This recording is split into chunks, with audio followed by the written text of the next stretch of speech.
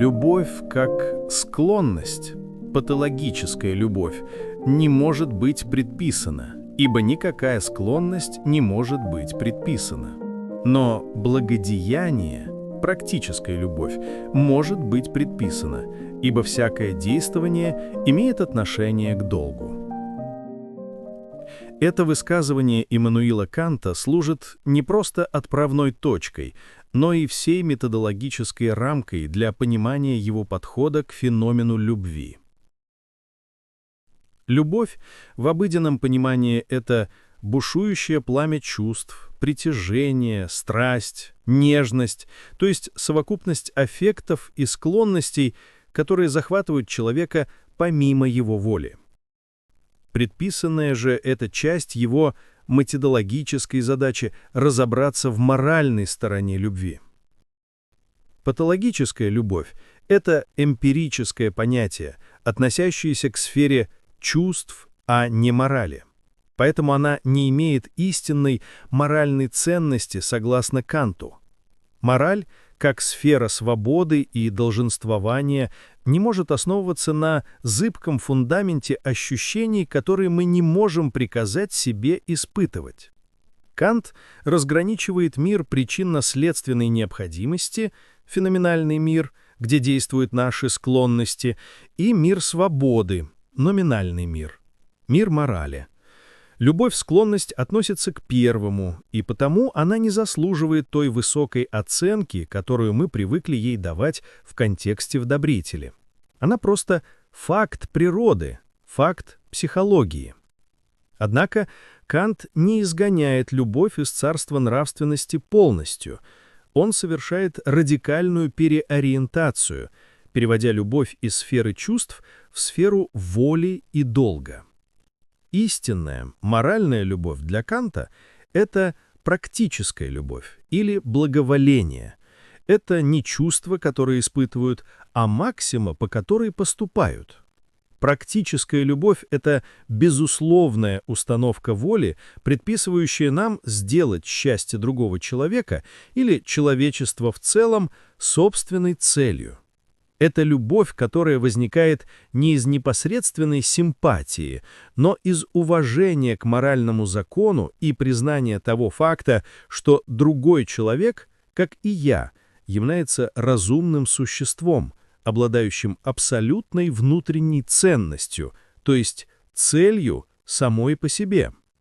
Эту концепцию часто сопоставляют с христианской любовью агапе, которая является актом милосердия и волевого усилия, в отличие от любви эроса, страстной, или любви филии, дружеской.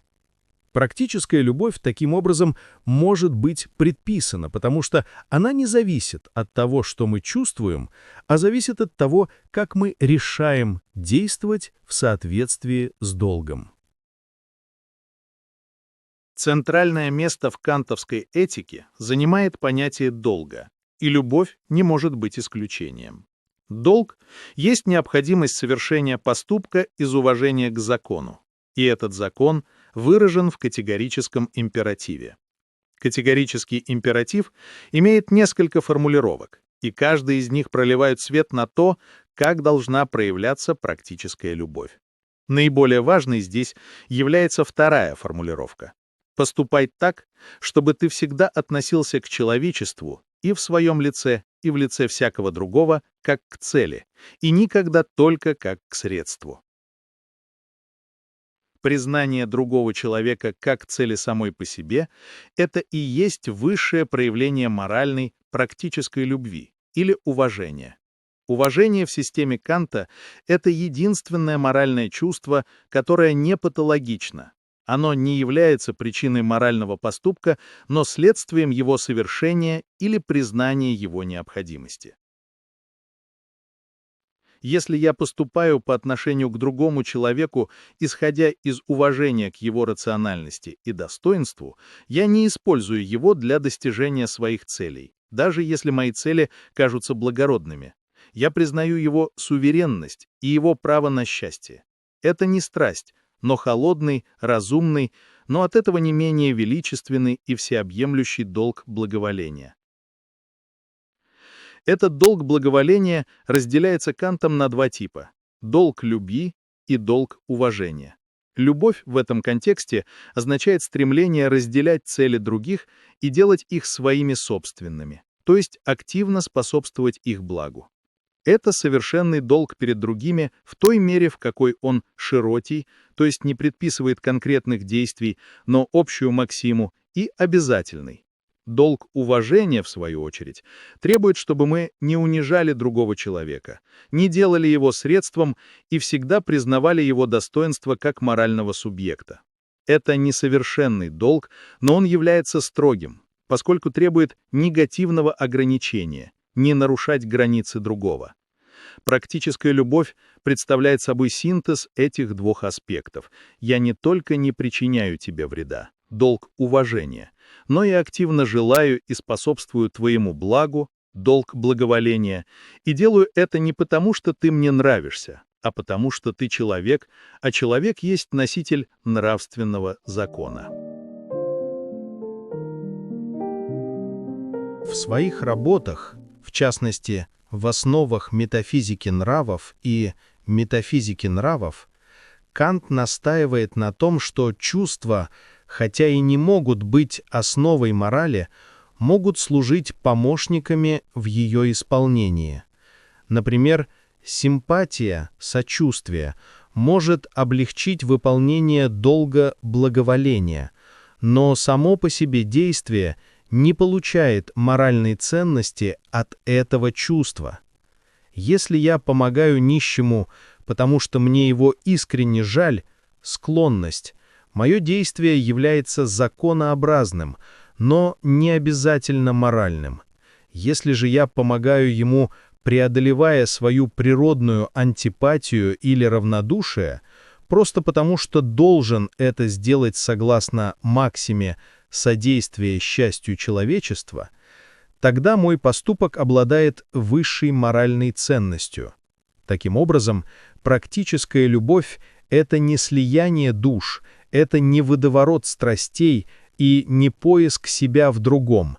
Это фундаментальная, рационально обоснованная максима воли, требующая от разумного существа содействовать счастью других людей, исходя исключительно из уважения к их абсолютному достоинству, как носителей морального закона. Это суровая, но возвышенная концепция, которая лишает любовь статуса природной стихии, но дарует ей статус высшей моральной добродетели. Она делает любовь доступной каждому, кто способен к разуму, превращая ее из подарка судьбы в постоянный, универсальный и безусловный долг. Это любовь не к тому, кем является человек, а к тому, что он есть, а именно свободный, разумный и морально ответственный субъект, член царства целей. Эта строгая рациональная концепция практической любви приобретает особую остроту, когда мы обращаемся к конкретным межличностным отношениям, таким как брак и сексуальность, которые традиционно считаются сферой чистой склонности и страсти. Кант, будучи человеком своего времени и строгим моралистом, рассматривал эти сферы через призму долга и достоинства личности. С его точки зрения, любое использование человеческого тела или личности исключительно как средство для удовлетворения чувственных желаний является глубоким нарушением категорического императива. Сексуальность, если она вырвана из контекста морального закона, сводит человека до уровня вещи, к объекту, который используется для получения удовольствия. Это приводит к унижению человеческого достоинства, поскольку субъект, являющийся целью самой по себе, не сводится до простого средства. Это противоречит самому принципу человеческого достоинства и автономности. Брак, еу, в кантовской философии становится единственной морально оправданной формой сексуальных отношений, поскольку он представляет собой юридический и моральный союз, восстанавливающий баланс достоинства. Кант определяет брак как союз двух лиц разного пола для пожизненного взаимного обладания их половыми свойствами. Звучит это предельно холодно, но суть в том, что брак является единственным контрактом, в котором взаимное использование одного человека другим для чувственных целей юридически компенсируется взаимной равноправной передачей всего лица, тем самым исключая его сведение к простому средству.